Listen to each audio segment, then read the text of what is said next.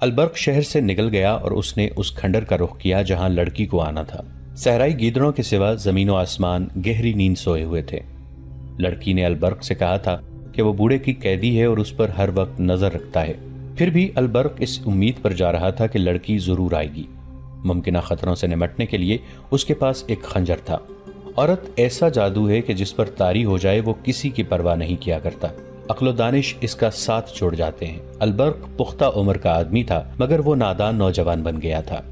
اسے اندھیرے میں کھنڈر کے قریب ایک تاریک سایہ سر سے پاؤں تک لبادے میں لپٹا ہوا نظر آیا اور کھنڈر کے کھڑے سیاہ بوت میں جذب ہو گیا۔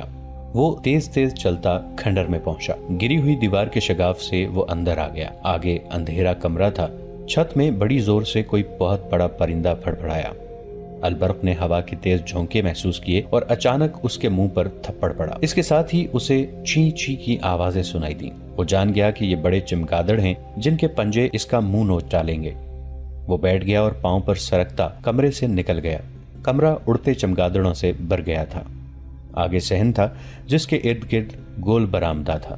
البرق نے یہ بھی نہ سوچا کہ ایک خریدی ہوئی قیدی لڑکی جس پر ہر وقت نظر رکھی جاتی ہے اس ہیبتناک کھنڈر میں کیسے آئے گی، مگر برآمدے میں کسی کے قدموں کی دبی دبی آہٹ نے اسے بتایا کہ یہاں کوئی موجود ہے۔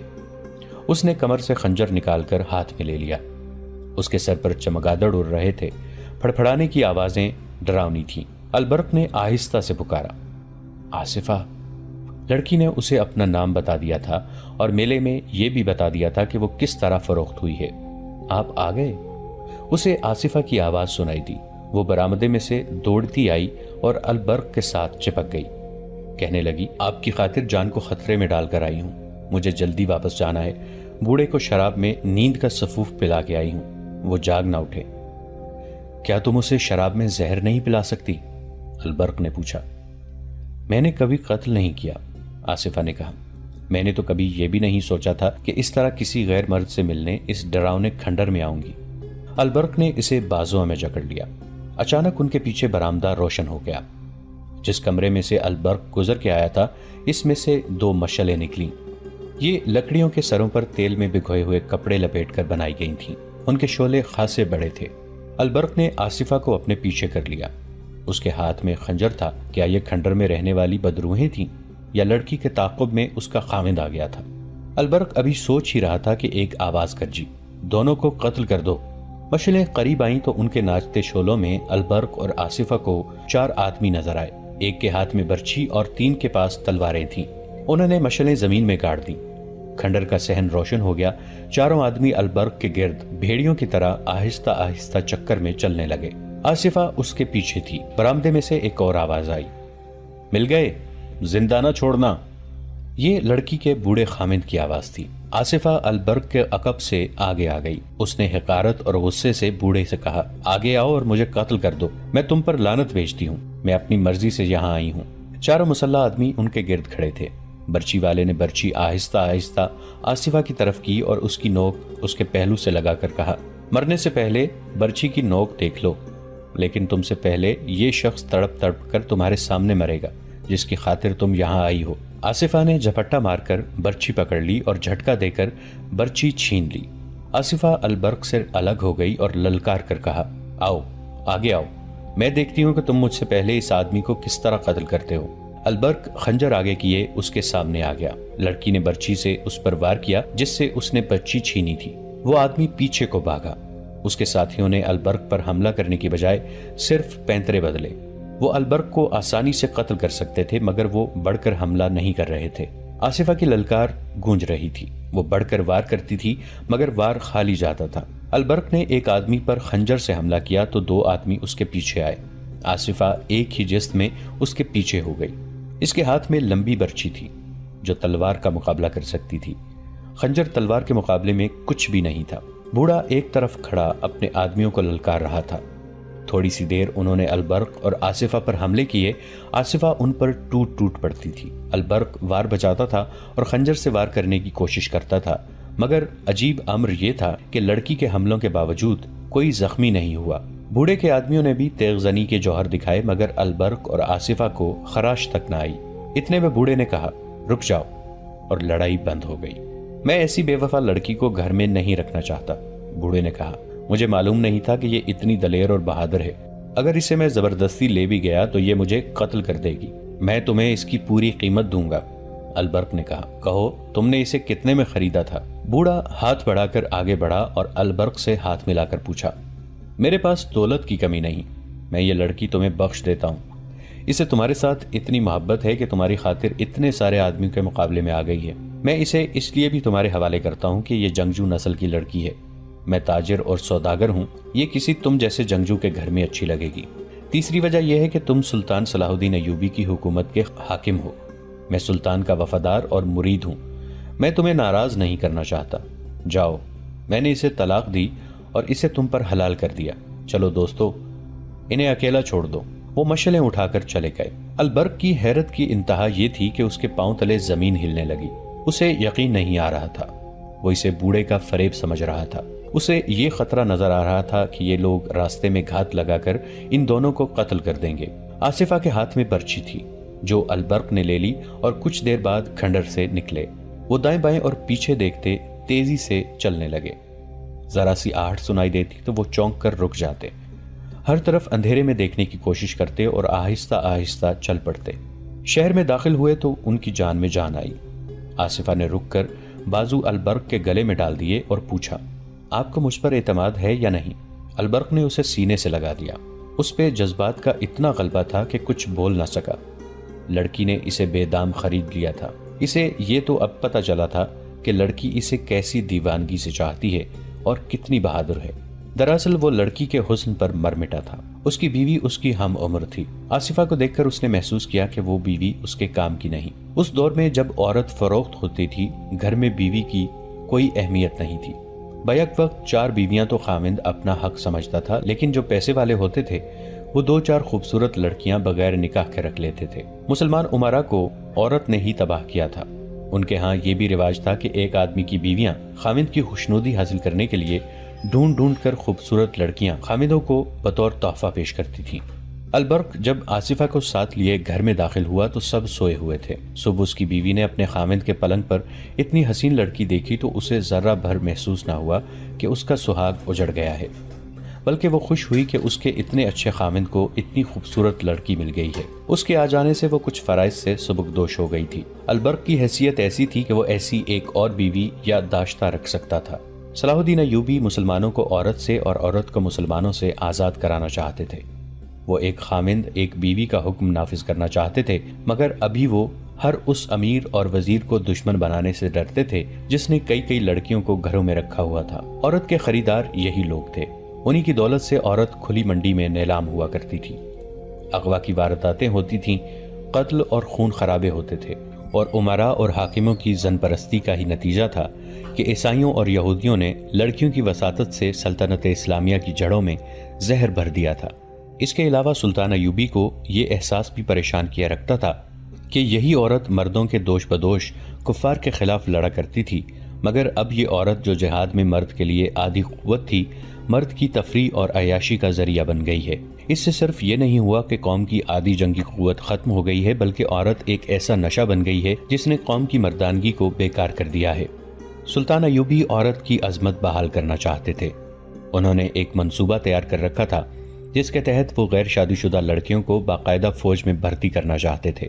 اسی کے تحت حرم بھی خالی کرنے تھے، مگر ایسے احکام وہ اسی صورت نافذ کر سکتے تھے کہ سلطنت کی خلافت یا امارت ان کے ہاتھ آ جائے۔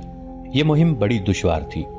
ان کے دشمنوں میں اپنوں کی تعداد زیادہ تھی اور وہ جانتے تھے کہ قوم میں ایمان فروشوں کی تعداد بڑھتی جا رہی ہے۔ انہیں یہ معلوم نہیں ہوا تھا کہ ان کا ایک معتمد خاص اور حکومت کے رازوں کا رکھوالا خادم الدین البرق بھی ایک نوجوان حسینہ کو گھر لے آیا ہے، اور یہ لڑکی اس کے اعصاب پر ایسی بری طرح چھا گئی ہے کہ اب وہ فرائض سلطنت سے بے پرواہ ہو سکتا ہے۔ فوجی میلے میں مصر کے لوگ سلطان ایوبی کی فوجی طاقت سے مروب نہیں ہوئے، بلکہ اسے اسلامی اور مصری فوج سمجھ کر اس سے متاثر ہوئے تھے۔ سلطان ایوبی تقریریں کرنے والے حاکم نہیں تھے، لیکن اس دن اتنے بڑے اجتماع سے انہوں نے خطاب کرنا ضروری سمجھا۔ انہوں نے کہا کہ یہ فوج قوم کی عصمت کی محافظ ہے اور اسلام کی پاسبان ہے۔ انہوں نے صلیبیوں کے عزائم تفصیل سے بیان کیے اور مصریوں کو بتایا کہ عرب میں مسلمان امراء اور حاکموں کی تعیش پرستی کی وجہ سے صلیبیوں نے وہاں مسلمانوں کا جینا حرام کر رکھا ہے۔ وہ قافلوں کو لوٹ لیتے ہیں، مسلمان لڑکیوں کو اغوا کر کے بے آبرو کرتے پھرتے ہیں، پھر انہیں بیچ ڈالتے ہیں۔ سلطان ایوبی نے لوگوں کو قومی جذبے سے آگاہ کیا، انہیں کہا کہ وہ فوج میں بھرتی ہو کر اپنی بیٹیوں کی عصمت اور اسلام کی عظمت کی پاسبانی کریں۔ سلطان کی تقریر میں جوش تھا اور ایسا تاثر تھا کہ تماشائیوں کے دلوں میں ہلچل مچ گئی اور اسی روز جوان آدمی فوج میں بھرتی ہونے لگے۔ 10 روز تک بھرتی ہونے والوں کی تعداد 6000 ہو گئی۔ اس میں کم و بیش 1500 جوان اپنے اونٹ ساتھ لائے تھے اور 1000 کے قریب گھوڑوں اور خچروں سمیت آئے۔ سلطان نے انہیں جانوروں کا معاوضہ فوری طور پر ادا کر دیا اور فوج نے ان کی ٹریننگ شروع کر دی۔ میلے کے 3 ماہ بعد سلطان کی فوج میں 3 جرائم کی رفتار بڑھنے لگی: چوری، جوا بازی اور رات کی غیر حاضری۔ یہ جرائم اس سے پہلے بھی ہوتے تھے لیکن نہ ہونے کے برابر تھے۔ فوجی میلے کے بعد یہ وبا کی صورت اختیار کرنے لگے۔ ان تینوں کی بنیاد جوا بازی تھی۔ چوری کی وارداتیں اسی تک محدود تھیں کہ سپاہی کی کوئی ذاتی چیز چرا کر بازار میں بیچ ڈالتا تھا، مگر ایک رات فوج کے 3 گھوڑے غائب ہو گئے۔ سواروں اور سپاہیوں کی تعداد پوری تھی، کوئی بھی غیر حاضر نہیں تھا۔ اگر اس نقصان کو نظر انداز کر دیا جاتا تو اگلی بار 10 گھوڑے چوری ہو جاتے۔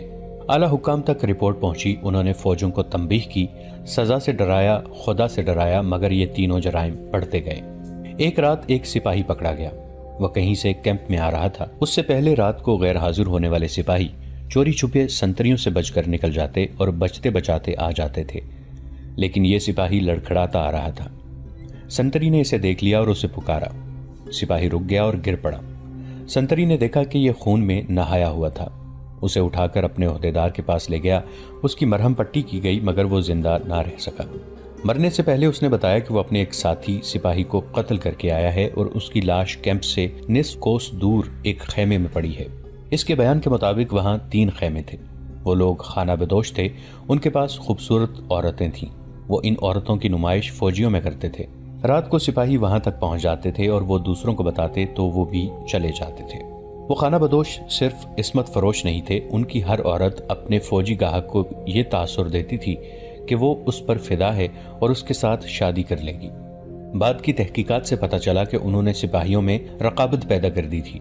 اسی کا نتیجہ تھا کہ یہ 2 سپاہی خانہ بدوشوں کے خیمے میں لڑ پڑے، ایک مارا گیا اور دوسرا زخمی ہو کر آیا اور بیان دے کر مر گیا۔ دوسرے سپاہی کی لاش لانے کے لیے آدمی روانہ کر دیے گئے، ان کے ساتھ ایک کماندار بھی تھا۔ مرنے والے سپاہی نے راستہ اور جگہ بتا دی تھی۔ وہاں گئے تو دیکھا کہ سپاہی کی لاش پڑی ہے، خیمے نہیں ہیں۔ وہاں کے نشان بتا رہے تھے کہ یہاں سے خیمے اکھاڑے گئے ہیں۔ رات کے وقت ان کی تلاش ممکن نہیں تھی، سپاہی کی لاش اٹھا لائے۔ اس حادثے کی رپورٹ سلطان ایوبی رحمۃ اللہ علیہ کو دی گئی اور یہ بھی بتایا گیا کہ فوج میں جرائم بڑھ گئے ہیں اور 3 گھوڑے بھی چوری ہو چکے ہیں۔ سلطان نے علی بن سفیان کو بلا کر کہا کہ وہ سپاہیوں کے بھیس میں اپنے سراغ رساں فوج میں شامل کر کے معلوم کریں کہ یہ جرائم کیوں بڑھ رہے ہیں۔ سلطان نے اس سلسلے میں البرق کو بھی حکم دیا۔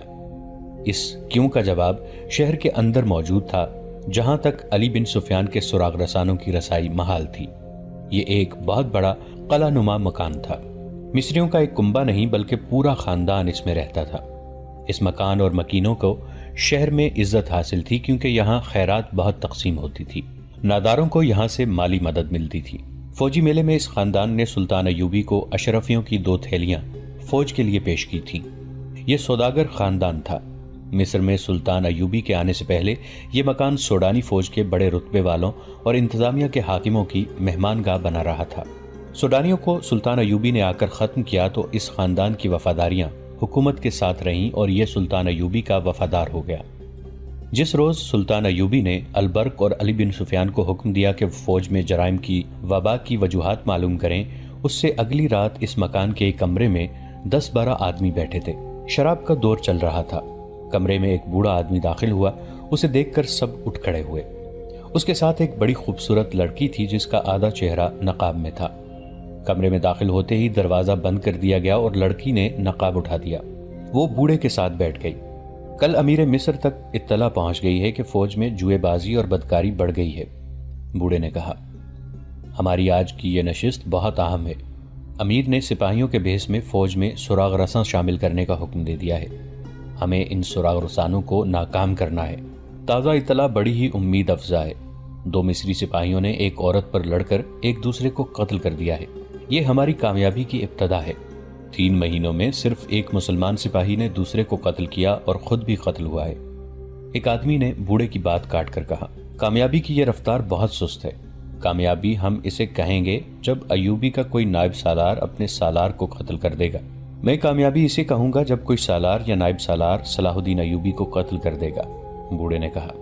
مجھے معلوم ہے کہ 1000 سپاہی قتل ہو جائیں تو بھی کوئی فرق نہیں پڑتا۔ ہمارا مطمع نظر ایوبی کا قتل ہے۔ آپ سب کو پچھلے سال کے دونوں واقعات یاد ہوں گے۔ ساحل پر سلطان ایوبی پر تیر چلایا گیا تھا، وہ خطا گیا۔ روم سے آدمی آئے، وہ ایسے ناکام ہوئے کہ سب کے سب مارے گئے اور ایک بدبخت مسلمان ہو گیا۔ اس سے کیا ظاہر ہوتا ہے؟ یہ کہ سلطان کو قتل کرنا اتنا آسان نہیں جتنا آپ لوگ سمجھتے ہیں۔ یہ بھی ہو سکتا ہے کہ ایوبی قتل ہو جائے تو اس کا جانشین اس سے زیادہ سخت اور کٹر مسلمان ثابت ہو۔ اس لیے یہ طریقہ زیادہ بہتر ہے کہ اس کی فوجوں اور اس خوبصورت تباہی کے راستے پر ڈال دو جس پر صلیب کے پرستاروں نے بغداد اور دمشق کے مسلمان امراء اور حاکموں کو ڈال دیا ہے۔ صلیب کے پرستاروں اور سوڈانیوں کو شکست کھائے 1 سال گزر گیا ہے، ایک نے کہا۔ اس 1 سال میں آپ نے کیا کیا ہے؟ محترم، آپ بڑا لمبا راستہ اختیار کر رہے ہیں۔ 2 آدمیوں کا قتل بے حد لازمی ہے، ایک صلاح الدین ایوبی اور دوسرا علی بن سفیان۔ اگر علی بن سفیان کو ختم کر دیا جائے تو ایوبی اندھا اور بہرا ہو جائے گا، ایک اور نے کہا۔ میں نے وہ آنکھیں حاصل کر لی ہیں جو سلطان ایوبی کے سینے کے ہر ایک راز کو دیکھ سکتی ہیں، بوڑھے نے کہا، اور اس لڑکی کی پیٹھ پر ہاتھ رکھا جو اس کے ساتھ آئی تھی۔ بوڑھے نے کہا، یہ ہیں وہ آنکھیں، دیکھ لو ان آنکھوں میں کیا جادو ہے۔ تم سب نے صلاح الدین ایوبی کے ایک حاکم خادم الدین البرق کا نام سنا ہوگا، تم میں سے بعض نے اسے دیکھا بھی ہوگا۔ صرف 2 آدمی ہیں جو صلاح الدین ایوبی کے سینے میں دیکھ سکتے ہیں، ایک علی اور دوسرا البرق۔ علی بن سفیان کو قتل کرنا حماقت ہوگی۔ میں نے جس طرح البرق پر قبضہ کر لیا ہے اسی طرح علی پر بھی کر لوں گا۔ البرق آپ کے قبضے میں آ چکا ہے؟ ایک نے پوچھا۔ ہاں، بوڑھے نے لڑکی کے ریشمی بالوں کو ہاتھ سے چھیڑ کر کہا، میں نے اسے ان زنجیروں میں جکڑ لیا ہے۔ میں نے آج آپ سب کو چند اور باتیں بتانے کے علاوہ یہ خوشخبری بھی سنانے کے لیے بلایا ہے۔ ہمیں جلدی برخاست ہونا ہے کیونکہ ہم سب کا ایک جگہ اکٹھا ہونا ٹھیک نہیں۔ اس لڑکی کو تم سب شاید جانتے ہو، مجھے بالکل امید نہیں کہ یہ اتنی استادی سے یہ ڈرامہ کھیل لے گی۔ اس کی عمر دیکھیے، پختہ نہیں ہے۔ میں پورا 1 سال ایسے موقع کی تلاش میں مارا پھرتا رہا کہ علی بن سفیان یا البرق کو یا دونوں کو پھانس سکوں۔ میں ان سے ملا کبھی نہیں کیونکہ میں ان کی شناخت میں نہیں آنا چاہتا تھا۔ فوجی حکام کو سلطان شہریوں سے دور رکھتا ہے۔ آخر اس نے فوجی میلے کا اعلان کیا اور مجھے پتا چل گیا کہ اس نے اپنے فوجی کمانداروں، سالاروں اور عہدیداروں سے کہا ہے کہ میلے میں وہ شہریوں میں بیٹھیں اور ان سے باتیں کریں اور ان پر اپنا رعب نہیں بلکہ اعتماد پیدا کریں۔ مجھے علی بن سفیان کہیں نظر نہیں آیا۔ اس لڑکی کو میں اپنے ساتھ لے گیا تھا۔ البرق نظر آ گیا، اس کے ساتھ 2 کرسیاں خالی تھیں۔ میں نے لڑکی کو اس کے قریب بٹھا دیا۔ اسے میں 8 مہینوں سے استادی طریقے سکھا رہا تھا۔ مجھے اپنا بوڑھا خاوند اور اپنے آپ کو خریدی ہوئی مظلوم لڑکی بتا کر اس نے البرق جیسے مومن کو اپنی خوبصورتی میں گرفتار کر لیا۔ دوستو، آج کے لیے اتنا ہی۔ اسی کہانی کی اگلی قسط کے ساتھ بہت جلد حاضر ہوں گے۔ نیچے کامنٹ سیکشن میں اپنی رائے کا اظہار ضرور کیجیے گا۔ ہمارے اس چینل کو سبسکرائب کر کے نیچے موجود بیل آئیکن کو بھی ضرور کلک کیجیے گا۔ اگلی ملاقات تک کے لیے ہمارا اور آپ کا اللہ نگہبان۔